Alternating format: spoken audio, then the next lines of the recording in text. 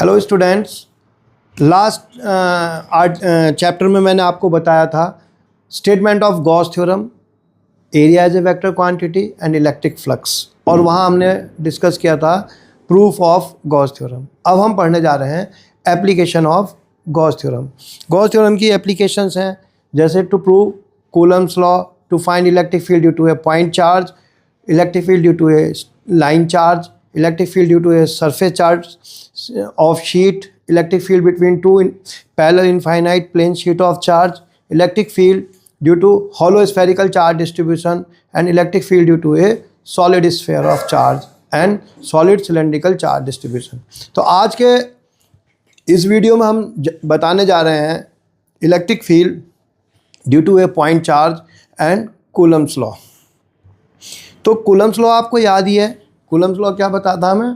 बताता है force between two point charges placed at certain distance apart, that is F is equal to 1/4 pi epsilon 0 Q1 Q2 upon R square. तो यहाँ हम देखने जा रहे हैं कि सपोज दो चार्जेस हैं, एक Q1 और एक Q2। हमें अप्लाई करनी है गॉस थ्योरम, और गॉस थ्योरम के लिए सबसे पहले हमें क्या चाहिए? एक क्लोज सरफेस। तो यहाँ हम एक क्लोज सरफेस कंसीडर करेंगे spherical in shape in such a manner that one of the charge is placed at the centre of sphere and another charge is lying at the surface of the sphere. Let consider like this. Suppose this is that spherical surface, the charge Q1. Let the charge Q1 is placed. Charge Q1 is placed at the center of sphere, and the distance between these two charges, another charge is Q2, and the distance between these two charges is R. So another charge Q2 is on the surface of this spherical surface. We can call this surface Gaussian surface. अब क्योंकि हमें Gauss theorem apply करनी है तो हमें यहाँ पर flux भी फाइंड आउट करना पड़ेगा।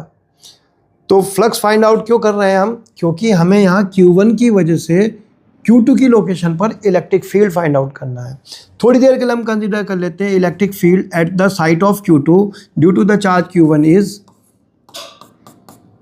E. Then the force on charge Q2 will be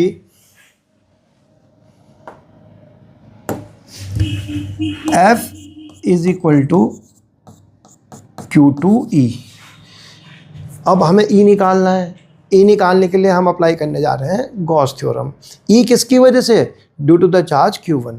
तो we consider an area element at the site of charge Q2. Say this area element is ds. According to Gauss theorem, the net flux crossing through a closed surface is 1/epsilon 0 times the total charge enclosed inside the closed surface. तो यहाँ पे कितना charge enclosed है? यहाँ पे charge enclosed है Q1. So according to Gauss theorem, phi is equal to Q1 upon epsilon 0। अब हम फाई को फाइंड आउट करेंगे बाय द डेफिनेशन। तो फाई ये तो हो गई हमारी एक इक्वेशन। फाई क्या होगा? Phi is equal to close surface integral E dot ds. As you can see, for the spherical symmetry, area element is electric field will be parallel to each other. So we can write it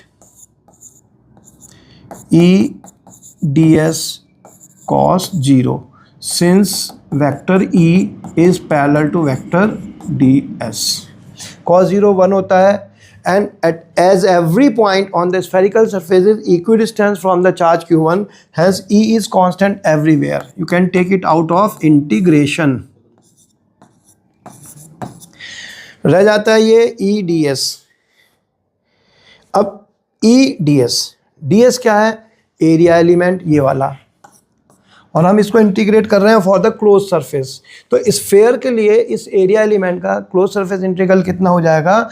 4 pi R square. Since for sphere ds is equal to 4 pi R square. ये हम यहाँ substitute कर सकते हैं। So phi is equal to E into 4 pi r square.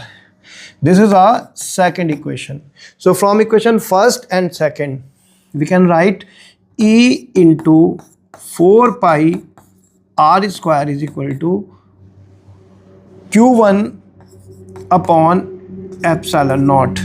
So this gives E is equal to 1 upon 4 pi epsilon naught Q1 upon r square. This is equation number third. And if we place the value of this E in this equation, F is equal to Q2E. And the value of E is 1 upon 4 pi epsilon 0 Q1 upon r square. So F is equal to Q2 into 1 upon 4 pi epsilon 0 Q1 upon r square. Or we can rearrange the terms. F is equal to 1 upon 4 pi epsilon 0 Q1 Q2 upon r square. तो यहाँ हमने दो चीज़ prove की. एक तो Coulomb's law, force between 2 point charges, 1 upon 4 पाई epsilon 0 Q1 Q2 upon r square. दूसरी चीज़ हमने यहाँ पर इलेक्ट्रिक फील्ड फाइंड आउट किया था due to the charge Q1 at distance r. तो यहीं पे हैंड टू हैंड ये डेरिवेशन भी हो गया कि to find electric field due to a point charge using Gauss theorem. अब यहाँ पर एक क्वेश्चन आता है कि भाई हमने गॉस थ्योरम को यूज़ करके कूलम्स लॉ का डेरिवेशन किया, तो इसमें फंडामेंटल कौन हुआ? कूलम्स लॉ और गॉस थ्योरम. तो मैं यहाँ आपको बता देता हूँ कि fundamental thing is Coulomb's law, because Coulomb's law is true because it is A inverse square law. That's why Gauss theorem is applicable. Gauss theorem is just a mathematical tool to find electric field due to different distribution of charges. Fundamental thing is Coulomb's law. वो अलग बात है क्योंकि mathematical support होने की वजह से हम यहाँ गॉस थ्योरम की वजह से Coulomb's law को डराइव कर पा रहे हैं. But actually Gauss theorem is true only because Coulomb's law is true. तो इस तरह से हमने यहाँ डराइव किया electric field due to a point charge and Coulomb's law. Thank you.